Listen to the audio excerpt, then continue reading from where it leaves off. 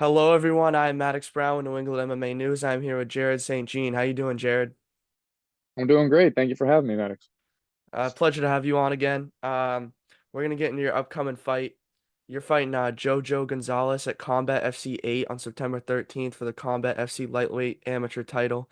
What are your thoughts on your opponent, and how do you see the fight playing out for you? I think it's a great matchup. He's a dog. He's undefeated. He's 4-0. Fighting out of Connecticut and Reality Fighting. I think this will be my toughest fight to date. Um, I'm going to bring my A game for sure because he's definitely gonna bring it.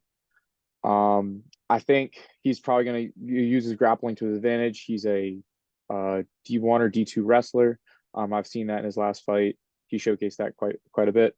I'm probably gonna try and keep it on the feet as much as possible.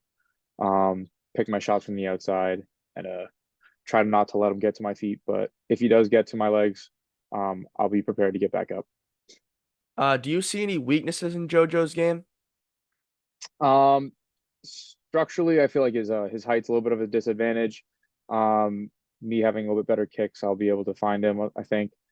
Um, Being able to pick him apart from the outside, I think is going to be a good advantage for me. Um, he comes forward. He has to, obviously, with him being shorter, he'll have to come forward a lot. So playing into that, knowing that, I think I'm going to be able to find him. How are you feeling mentally and physically so far now that you're about like 2 weeks out from fight night? Strong, mentally strong, physically strong. No injuries, so I'm feeling great going in. Um, this camp's been feels like a long one. No, my teammate, he's already fought and he's going in for two fights in in the time that I've had one. So Kyle Pufal. But feeling strong, feeling good. It's been a long camp. I'm feeling healthy. Couldn't ask for a better camp. Who are going to be some of your key training partners at No Stosis Camp? Um, Honestly, a lot of the guys who have been training with are right around the same size. So Nick Eldridge, Sean, I can't think Rubenchuk.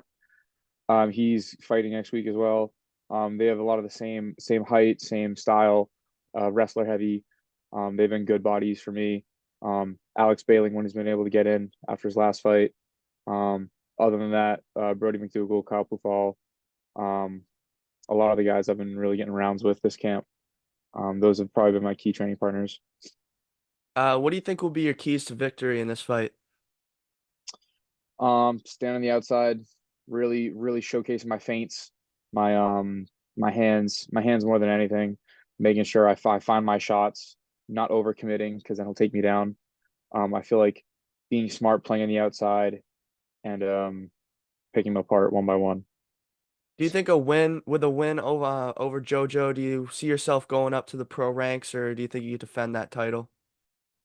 Absolutely. I feel like I'm on the tail end of my amateur career. I have a lot of options after this.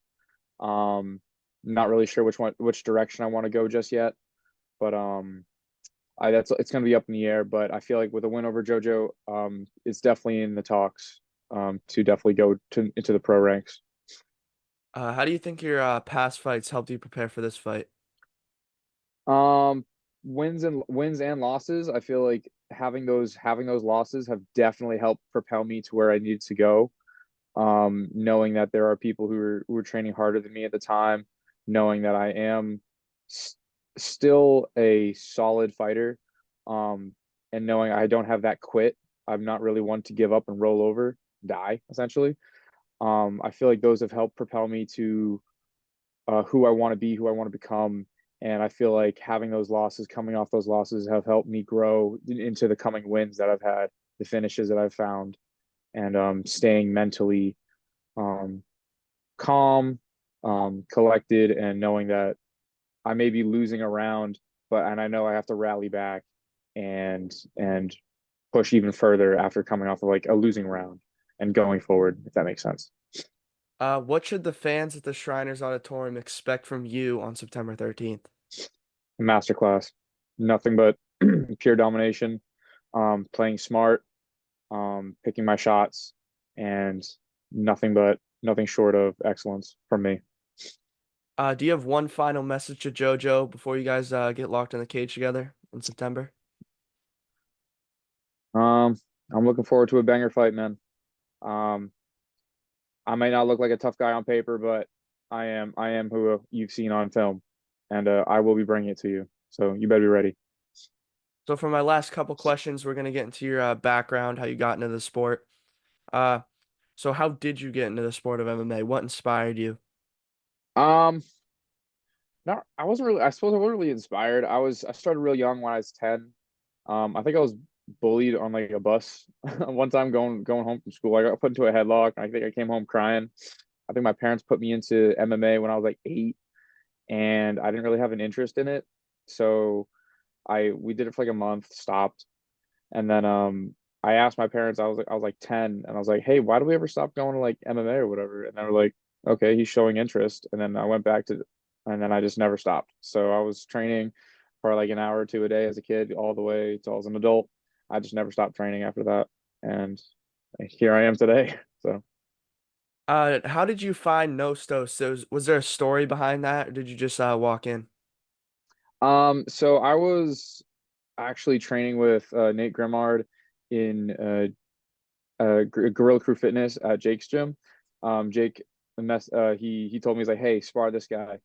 And I was like, sure, okay. I was just like, I was coming off of my first loss against the Heave Jackson, and I went in against Nate, and we just kind of went at it from there.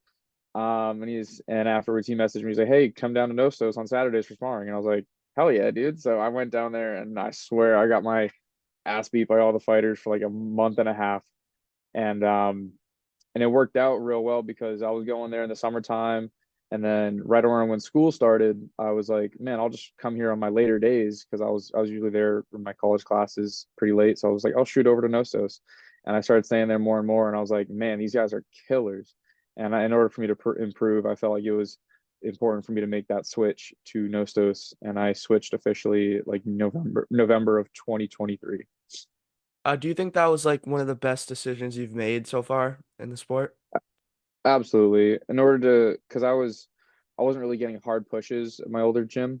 I felt like having that switch was very important for me.